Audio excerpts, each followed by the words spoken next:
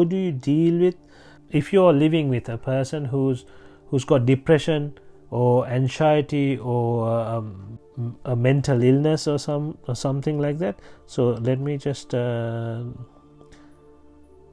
was wondering if you'd be willing to give some insight on being with a person with depression or mental illness. It could be a sibling, it could be a parent, it could be a spouse, and also sometimes they can get physical. So how do you deal with it is the question. So coming back to that, I don't have experience as such, but there are ways of looking at this. Okay, I will explain how I think, and then you can decide. So first thing you need to understand here is it's a very important thing. We can't blame anyone, right? We can only blame us. So say for example you get you go outside today and you get beaten. You can't come and say they beat me for nothing. So all this happened for a reason. This is something that you need to understand. So the reason is vipaka. So if you have a parent, could be a disabled parent, it could be a parent that is a proper drunk parent, that person drinks every maybe your father, it could be your father, drinks every day, and he behaves really badly. He screams, he shouts, he smashes everything all over the place. He fights with your mother maybe. So you can't blame your father for that. It is actually you have become his son for a reason, or the daughter for a reason, because that was the only parent you could get. When someone is trying to come to this world, enter this world as a human, there is a very big contest. So everyone there are a lot of waiting. There is a long queue, and you will only enter to the more suitable place. So a more suitable place has to be created in order for you to come here. So that is how it happens. So if you are born with a bad parent, if you want to call him a bad parent, that is because you were bad. You have done so much in the past, and that is what you deserve. That is something that you need to understand first. When you understand this fully, then you will calm down a little bit. Then you will start thinking, this is because of me, this is not because of someone else. And that is the truth. It happens. So say for example, you might have had a lot of debts in the past. You have to pay the debts now. So there are ways of paying the debts. These are called transactions in samsara. In the samsara, in the journey of life, these are the transactions that we have done.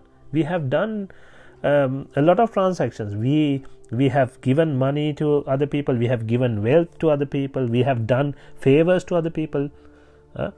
At the same time, we have done a lot of bad things to other people.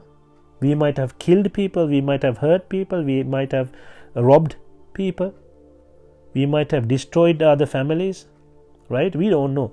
So whatever we have done will come to us in different ways. If we create the samanantara, the environment, if we create the right environment, they will jump in, right? When one becomes sotapanna, you get rid of all the sins to do with satarapaya, the four hells, right? So this is a very big achievement. So you're not going to go to the 4 hells ever again. So therefore, anything that was supposed to come if you were to go to the hells would disappear, would vanish. So they become ahosi karma. They are called ahosi karma, right? But you still have a lot left from human upwards.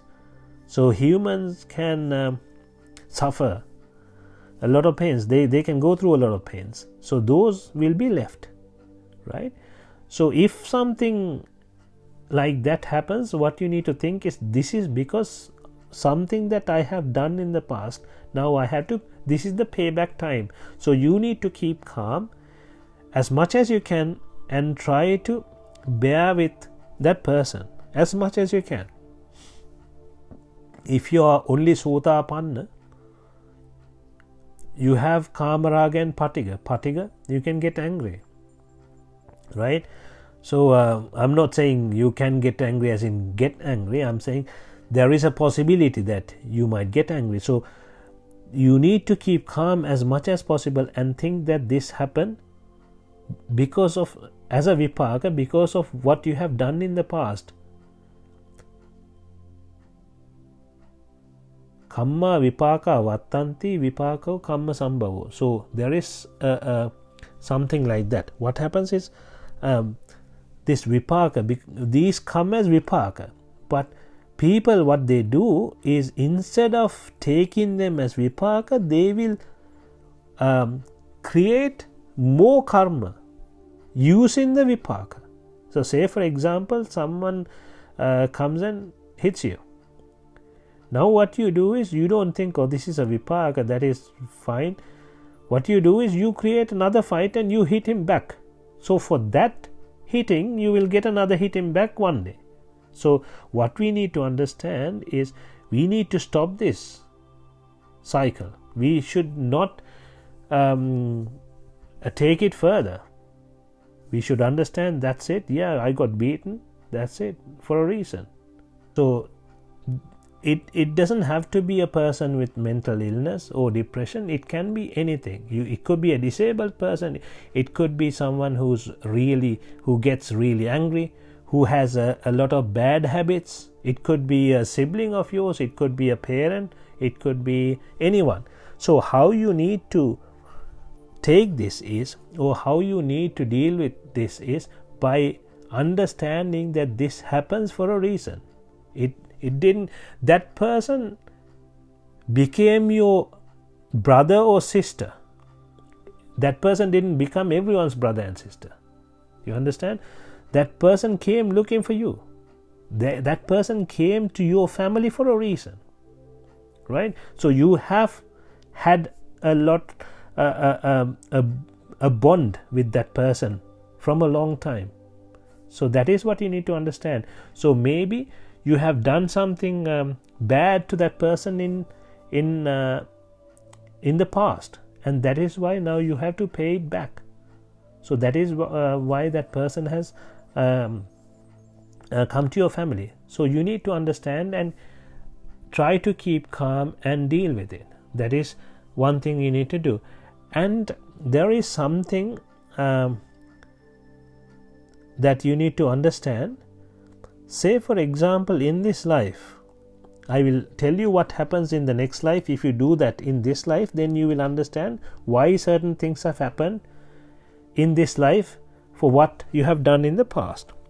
For example, there have been incidents. There have been incidents, and they are in the Tripitaka as well.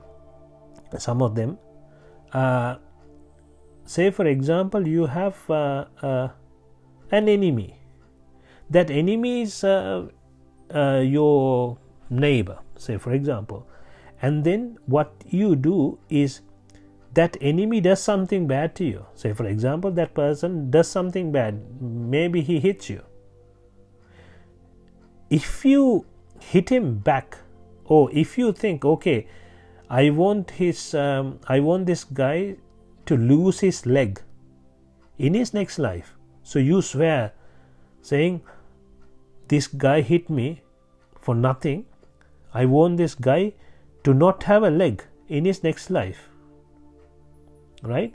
Say for example, you haven't done anything wrong in this life to that person, right? But you're swearing, saying, I have been a good person, I have done everything good to this guy, but he hit me, so I want him to not have a leg in his next life. So that can work, right? But the problem here is that will work. In his next life he will not have a leg, but he might become your son. So you will have a son without a leg in your next life. So those kind of things happen when you swear, saying this needs to happen, this has to happen, this to this guy, look at what he's doing, look at what he has been doing, things like that. If you ask from God or from anyone to for someone's to destroy someone, sometimes that person will get destroyed, but it might happen in another life when that person is very, very close to you. It could be your son, it could be your parent, and then you cry, oh my God, why does that happen to this person? So things like that have happened. So therefore you need to be very careful when you swear to people, saying this need to happen to you, this you haven't done anything good, I wish you this happened to you, kind of thing. As long as it's a good wish, it's good. But if it's a bad wish, it might happen, the bad wish might happen, but it will happen and it will affect you as well and your life. So it is very important to know this. With the same question, if you have someone like that, the third way is you need to spread the loving and kindness. So you need to know what you understood. So you need to know anicca dukkha anatta, you need to know the Four Noble Truths in order to spread the loving and kindness in a noble manner. So how you see is, you need to see that everyone in this world is an orphan, right? There is no way. This is like an orphanage we are all stuck in. So then you have to look at others in the same manner. Okay, we are all in. It's like everyone is in the prison. So you help each other. It's no point doing harm to each other, or you need to feel sorry for everyone as how you feel sorry for yourself. It's better to see it as an orphanage rather than a prison, because in a prison you have fights and killings, right? But in an orphanage, if you understand, we are all orphans in this world. We are stuck in here, right? So then you feel sorry, this guy is also stuck, I am also stuck, we need to help each other. I know this guy is stuck more than me, he's got this disability as well on top of this, and we have to help each other. So let's not be angry, or let's not hate each other, let's try and help each other. So that will reduce the stress you go through. Sometimes it will make you stressful, right? I am not saying just because you understood the Dhamma, just even if you're Sotapanna or Sakadagami, you will still feel some stress. It's not easy to get rid of this, but the more you concentrate on this and the more you think about this in that manner, then you will reduce that little by little.